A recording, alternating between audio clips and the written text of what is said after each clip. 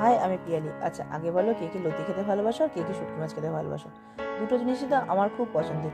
তাই জন্য ভাবলাম তোমাদের দুটো স্বাদের টেস্ট একই সাথে নিয়ে আসা, তাই জন্য নিয়ে চলে আসলাম।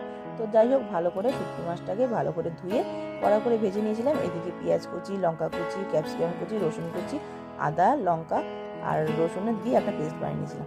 এদিকে লতিটাকে সিদ্ধ করে জল ঝরিয়ে রেখেছিলাম।